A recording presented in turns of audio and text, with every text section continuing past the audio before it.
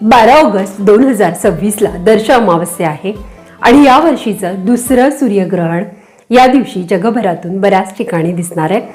तर हे ग्रहण भारतामध्ये दिसणार आहे का आणि पाळायचं आहे का, हा मुख्य प्रश्न आपल्या सगळ्यांचा आहे.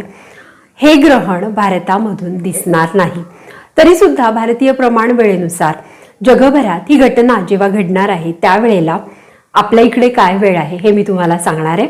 आणि हे ग्रहण कुठून दिसणार आहे, आपण पाळायचे की नाही तेही बघूया. हे ग्रहण ग्रीनलँड, आइसलँड, स्पेन, आर्क्टिक क्षेत्रातल्या काही देशांमध्ये, युरोप, कॅनडा, उत्तर स्पेन, अटलांटिक महासागराचा काही भाग, रशियाचा उत्तर पूर्व भाग, Portugal, Algeria, Andorra, Austria, Belgium, Brazil, Denmark, Finland, France, Germany, Ireland, Italy, Netherland, Norway, Poland, Sweden, Switzerland आणि अमेरिकेत दिसणार आहे. भारतीय वेळेनुसार हे ग्रहण 12 ऑगस्टला 9:04 रात्री 9:04 सुरू होणार आहे आणि पहाटे 4:25 हे संपणार आहे.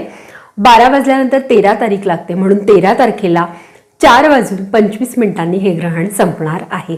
भारतामधून दिसणार नाहीये, त्यामुळे हे ग्रहण धार्मिकदृष्ट्या आणि ज्योतिषशास्त्रीय दृष्ट्या आपल्याकडे मान्य नाही.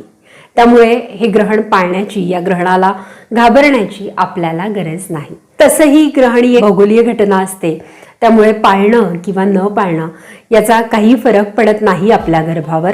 शास्त्रीय दृष्ट्या तुमच्या बाळात कुठलाही जन्मजात दोष येत नाही.